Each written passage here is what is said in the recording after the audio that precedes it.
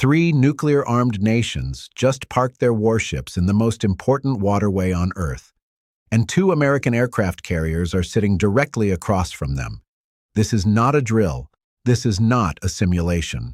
This is happening right now, today, February 18, 2026, in the Strait of Hormuz, the narrow strip of water between Iran and the Arabian Peninsula, through which 20% of every single barrel of oil consumed on the planet must pass. The choke point that, if closed, would trigger the worst energy crisis in modern human history within 72 hours. And right now in those waters, you have Russian warships, Chinese warships, Iranian warships, American aircraft carriers, and every one of them is locked and loaded.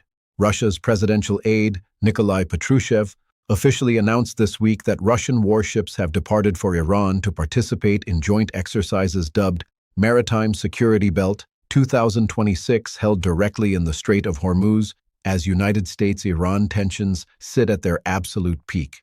Let us be brutally honest about what that means.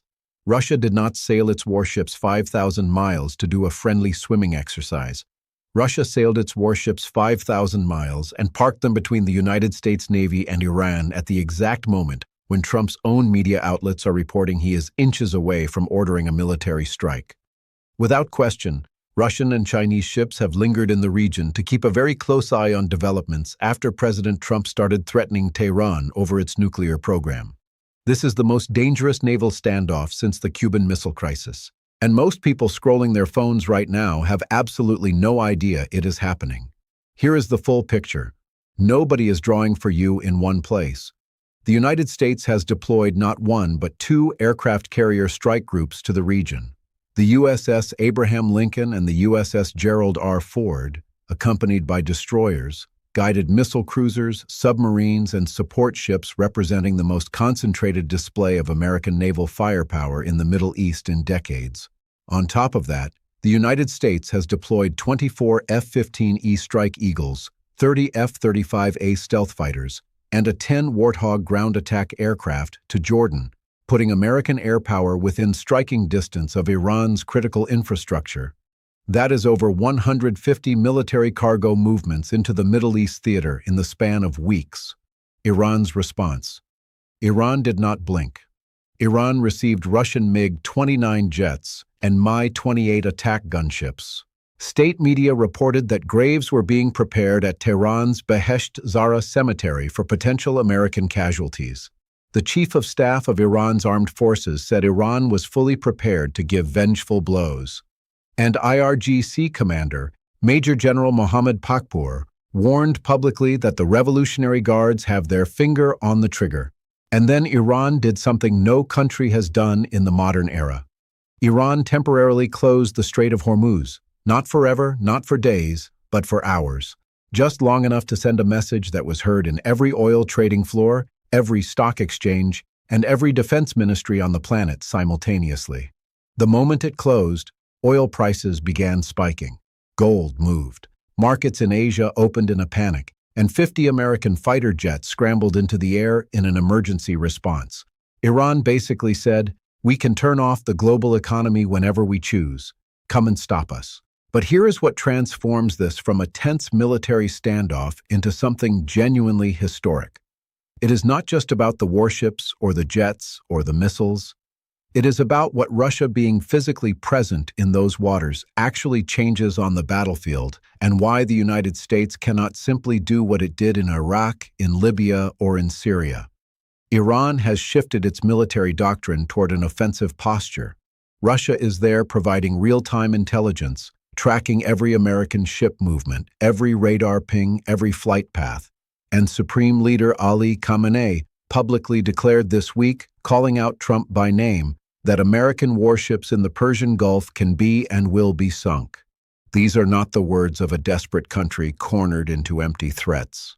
These are the words of a country that just watched Russia park destroyers in its backyard, that just received advanced fighter jets and gunships from Moscow, and that has already proven against Israel in June 2025 that its hypersonic missiles can penetrate the world's most sophisticated air defense systems.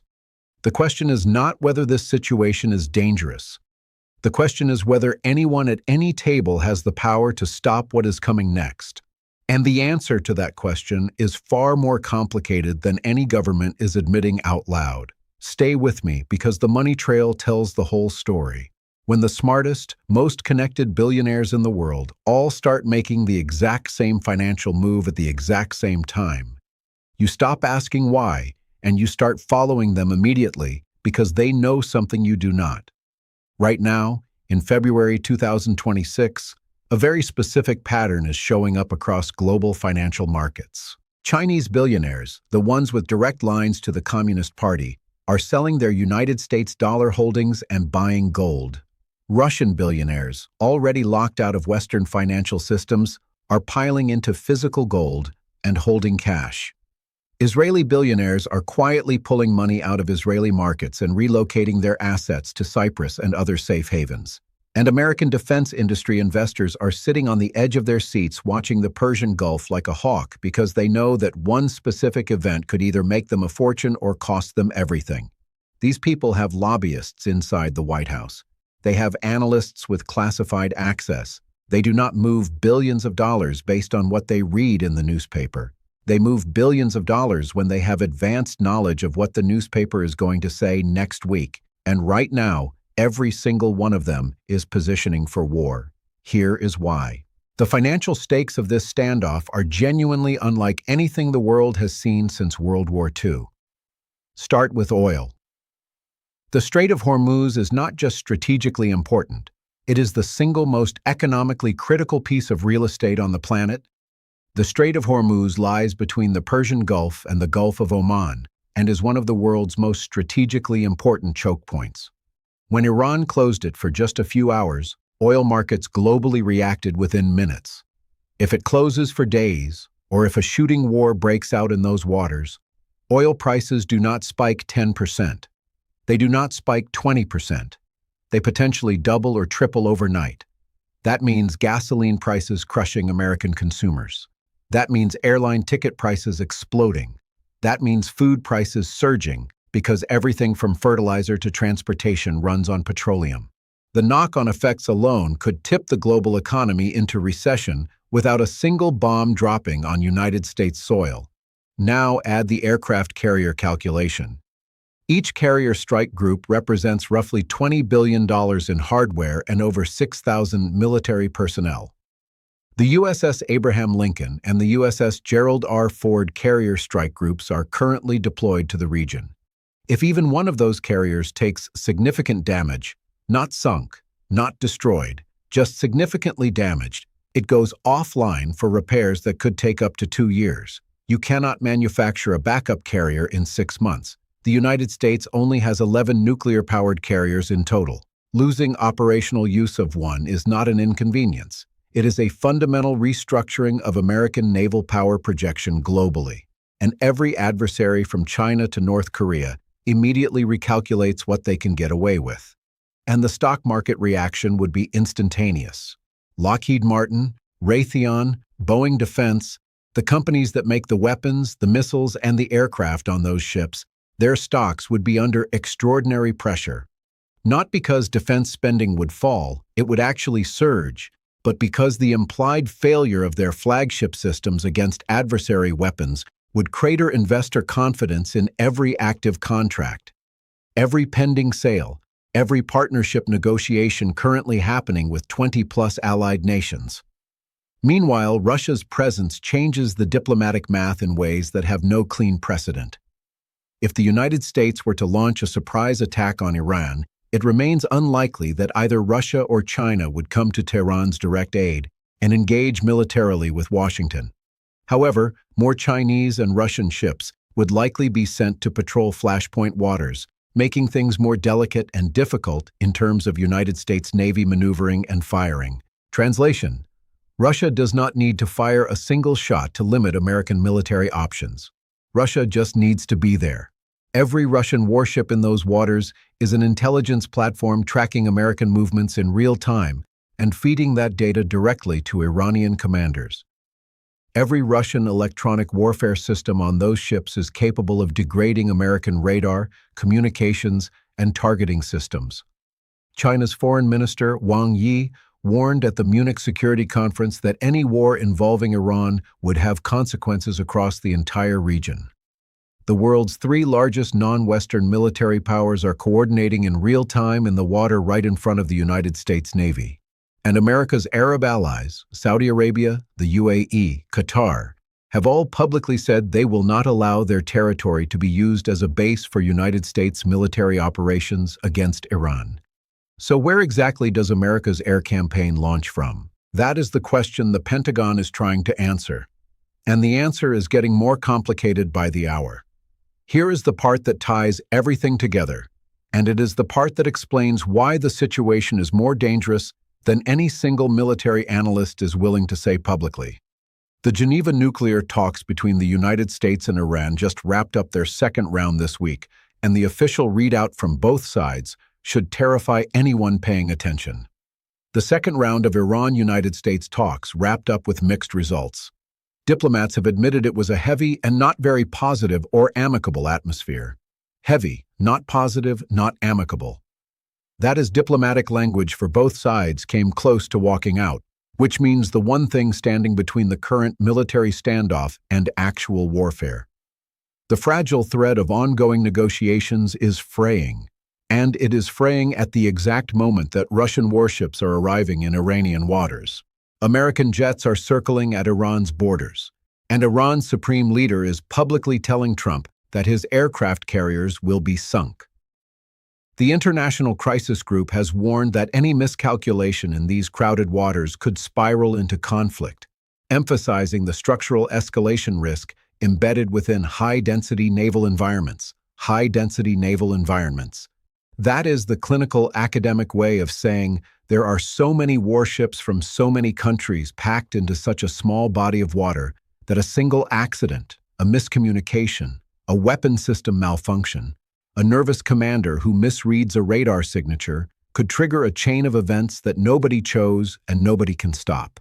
This is exactly how World War I started, not with a grand decision made by leaders around a table. With a single assassination in Sarajevo that cascaded into a conflict that killed 20 million people because the alliance systems were so entangled that backing down became politically impossible for everyone simultaneously.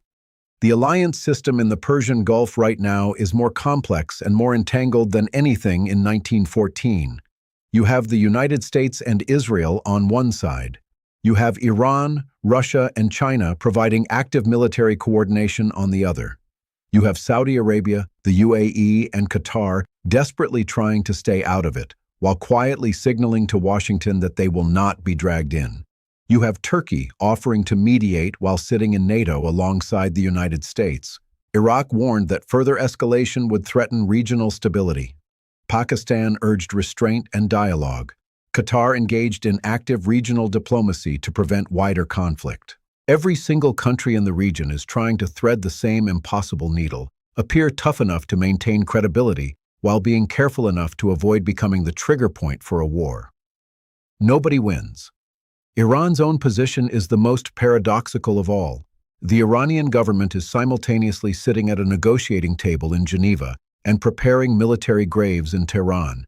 Iranian state media reported preparation of graves at Tehran's Behesht Zahra Cemetery for potential American casualties, a deeply symbolic, deeply deliberate act of psychological warfare designed to signal to both its own population and to Washington that Iran has accepted the possibility of catastrophic loss and chosen defiance.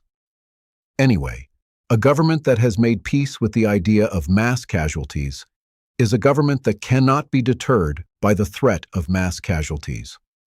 And a government that cannot be deterred is the most dangerous kind of adversary the United States has ever faced. The economic signals are screaming. Gold is surging. Oil is twitching upward on every piece of news from the region. The smart money, Chinese billionaires, Russian oligarchs, Israeli investors, American hedge funds is not betting on peace. It is betting on chaos. And when the people with the best information in the world all bet the same direction, history has a tendency to prove them right. What makes this moment unlike any standoff in recent memory is that there is no obvious exit ramp. Iran has publicly declared its missile program is off the table in negotiations. Iran has publicly declared its uranium enrichment continues. The United States has two carrier groups that cannot simply sail home without looking like they backed down. Israel is pushing for military action. Russia has ships in the water. China is watching and waiting, and quietly betting that whatever happens next accelerates American decline on the world stage. Whether Maritime Security Belt 2026 contributes to stabilizing maritime cooperation or intensifies competitive signaling depends largely on subsequent diplomatic trajectories and operational restraint. In the interim, the Strait of Hormuz remains a strategic fulcrum where naval presence, energy security, and geopolitical rivalry converge in a theater whose stability carries global consequences. Consequences measured not just in military casualties.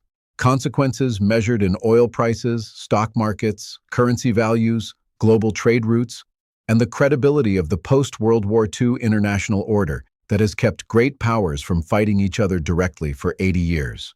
That order is being tested right now in real time, and 21 miles of water between Iran and Arabia, two carriers, three allied navies standing across from them, a diplomatic process running out of oxygen, and a world economy that cannot survive the Strait of Hormuz becoming a battlefield. The next move will define the decade, and nobody, not in Washington, not in Tehran, not in Moscow, not in Beijing, knows for certain what that move is going to be. Watch this space because the story that changes everything is already happening.